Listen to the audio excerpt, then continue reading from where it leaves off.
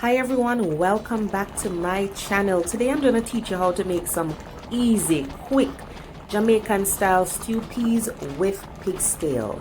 So let's get started. First thing you're going to see here, guys, is I have a pot with some brined salted pig's tail that has been soaked. I soaked it for maybe 2 nights and I drained off that water, so this is fresh water. And there's some soaked red kidney beans in here, we call it peas, and some garlic cloves. So this is going to be cooked in my pressure cooker for maybe 30 plus minutes. Everybody's pressure cooker is different, so follow the settings of your pressure cooker. And here I've transferred it to a different pot because I'm gonna be simmering. And we're going to be adding all our seasonings to flavor up the pot. So I'm going in with my green seasoning that has pepper added, some black pepper and some thyme. I have 1 whole Scotch bonnet, and I'm going to be adding some garlic and scallion. So for the garlic and the scallion, feel free to mince it finely if you want to. Sometimes I do, sometimes I don't. The important thing is that you're adding it, and some pimentos as well, about 5 grains of pimento. So our objective now is just to let this simmer. We're going to be adding coconut milk, and this is going to make the flavor even richer and more satisfying. So just stir all of that in, let it cook over a medium heat, because at this point the peas are cooked already, the pig's tail are cooked already, because remember we did it in the pressure cooker, right? And so now we're just allowing all these flavors to mesh together, and you want the peas and the pig's tail to absorb all the flavor from your herbs and your other seasonings. So you see it's still watery, so what we're trying to do is allow everything to simmer down and get that gravy to reduce and get nice and rich. So we've simmered for a while, and it's getting nicer and richer. So we're going to be adding our spinners. Spinners are just some skinny dumplings that we Jamaicans like to add to some stews and soup sometimes. I have a recipe for the dough in my description box below, so you can follow that. I'm just gonna add the spinners. They just make the meal more filling, and they also help to thicken up the gravy too.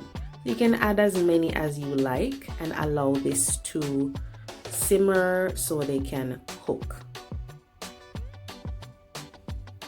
So at this point you also need to taste to see if you need to add anything, and taste also to see if that Scotch bonnet pepper bursts, because if it bursts you're in a problem. So take it out, and then we're gonna be adding some black pepper.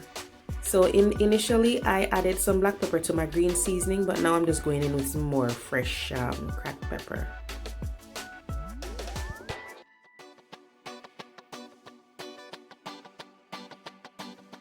It's reducing nicely, look at that, so nice. We're just allowing the gravy to simmer down. You can turn it on a low flame now and just let it simmer.